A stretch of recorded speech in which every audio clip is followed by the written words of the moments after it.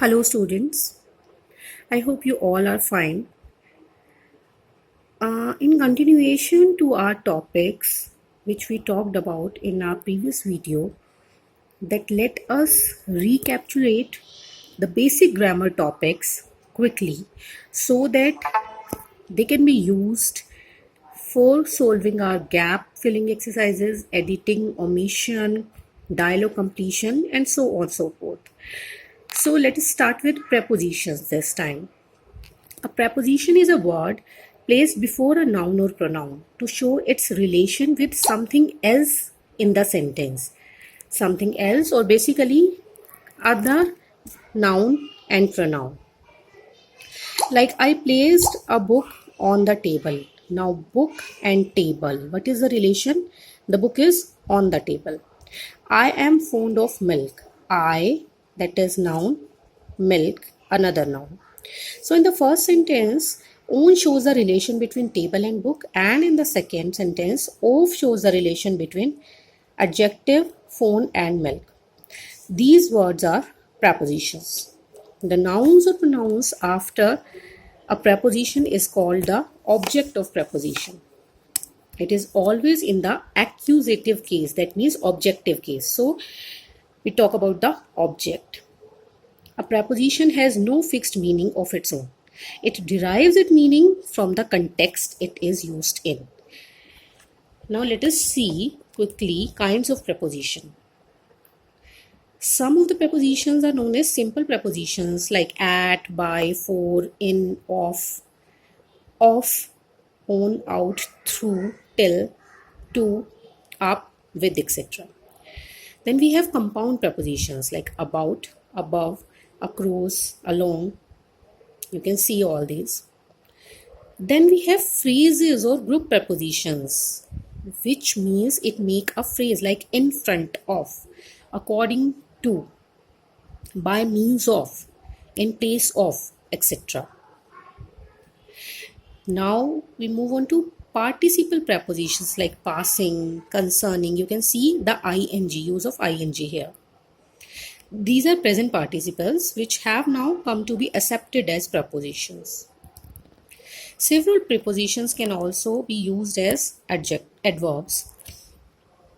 Like, I came the day before yesterday. Now, before here is preposition. In the second sentence, I could not come before. Here, the same word before is acting as an adverb. How? The word is a preposition when it governs a noun or pronoun, but is an adverb when it doesn't. So, basically, in the very first line, I told you that preposition governs noun and pronoun. So, to make the subject matter simpler, prepositions can be divided into three classes. First, preposition of time and date. At a time, at 8 o'clock, at noon, at midnight. Now you can see these are the particular times. At 8 o'clock. Now at noon time means exactly 12, and at midnight also 12 at night. At an age, at 18 or at the age of 18, that means the particular time, particular date is given here 8 and here 18. Then on is used for specific day and date. On Sunday, on June 30th. So if a particular day or a particular date is given, we would use on Diwali day. On Diwali day here means that Diwali falls on that particular day in a particular year. That means if it falls on 30th November this year, so on Diwali day means on 30th November. Not every year, right? Then in a period. In is used to describe the period of time. In March means throughout March. I am going to visit Mumbai in March. That means no particular date, no particular day is given. In March, in the morning, evening, afternoon. In winter, winter is a complete season. In a month, year, etc. So we are going from specific to a broader time. You can see it very clearly. At is used for the point of time. On is used for the particular days. That means the time span is increasing. In means a larger period. Then we move on to but. But sometimes we use the words at night. See, in the above one we said in. Now we are saying in place of at night at Diwali, on the morning, evening, night, etc. of a particular or certain day. Like he would be visiting at Diwali. That means at Diwali this year. On time and in time. We get confused several times in on time and in time. On time is at an appointed time. And in time is before time, well before time. Suppose you have given the time 8 a.m. to reach your school. So if you are on time, that means you are there before time also, or exactly 8. But in time means before time. He reached well in time. So sometimes the teacher says reach the school well in time and you can do your pending work. Then in the beginning, in the end, at first, at last, at the beginning or end. We use these words according to the context. Now by. By means before the time or at that time. I would be there by Monday. I would be there by 8 a.m. That means before that time or at that time, not after that. So I would not be late. From. From is used with to or till. Like we generally say from this time to this time. So from is the starting point and to till is the ending time. Like we work from 8 a.m. The starting time is from 8 a.m. to or till 4 p.m. Until cannot be used in a negative verb. Right? Then during. During means the period of time. Generally it is followed by the name of period. The, this, that, etc. Like during office hours. So office hours, the name of period is office hours. During the summer. At which period of time? During summers. During 1987. So the period of time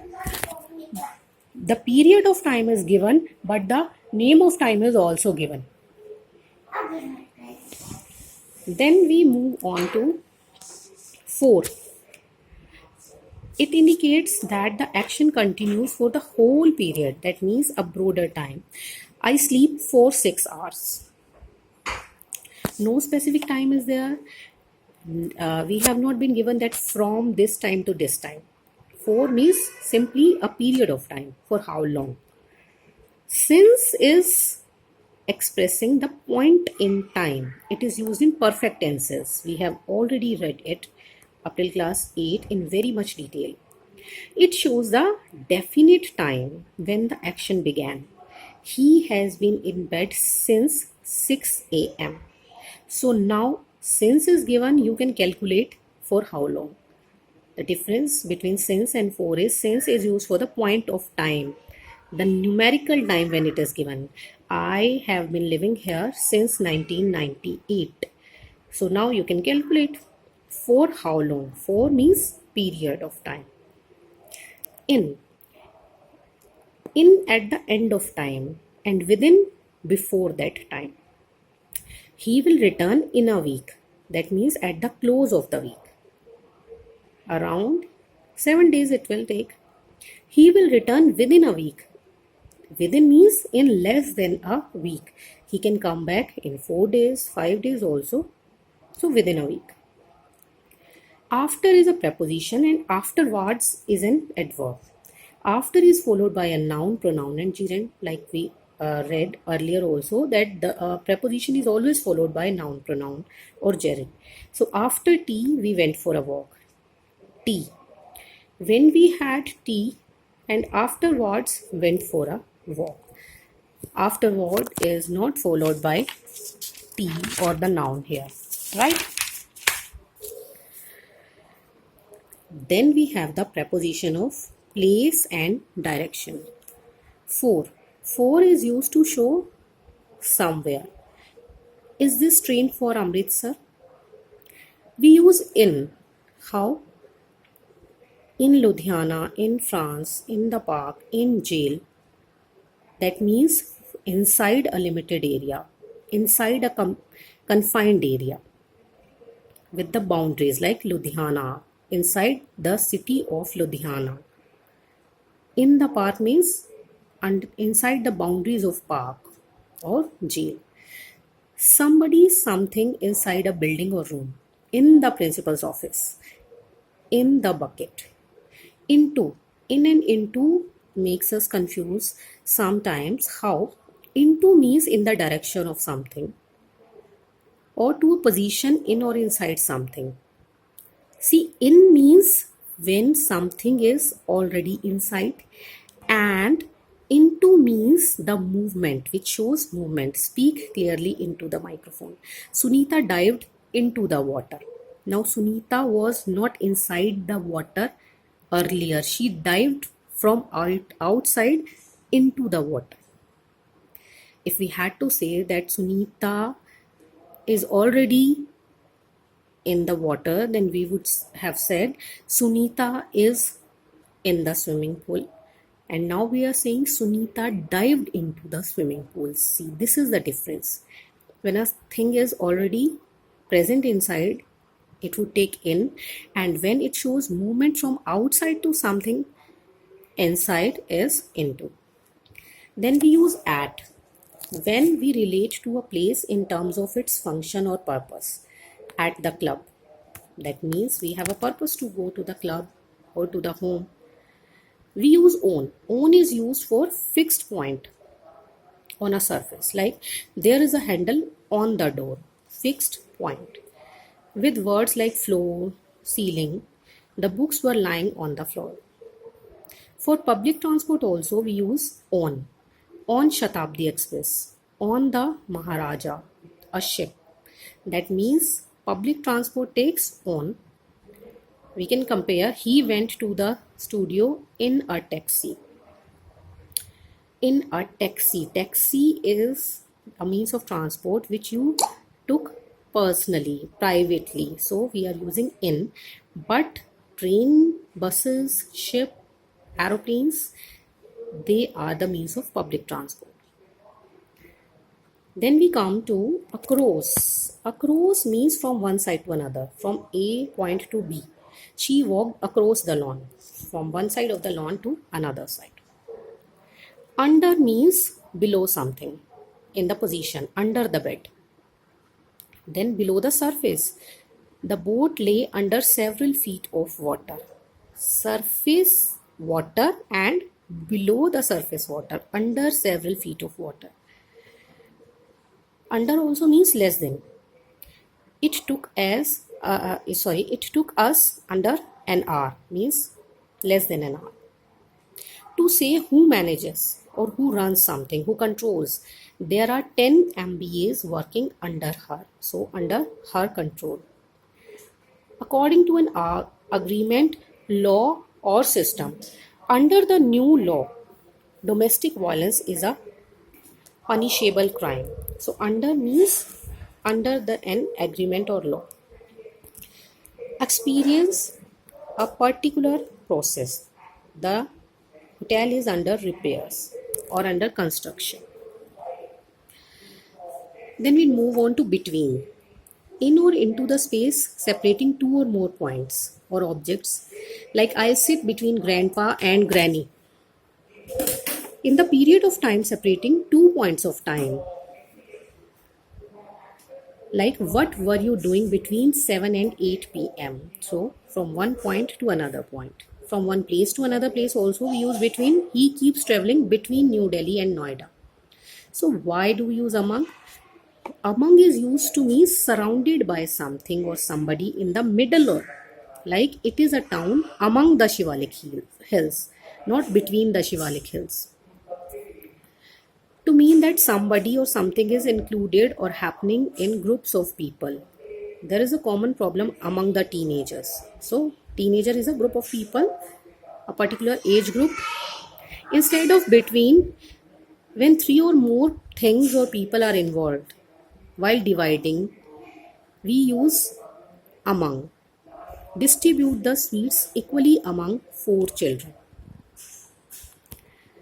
Then we use from. From to show where somebody starts. The train from Delhi has arrived. So it started from Delhi, that means the origin of something. I am from China. To has so many different meanings. Basically, we use to in the direction of.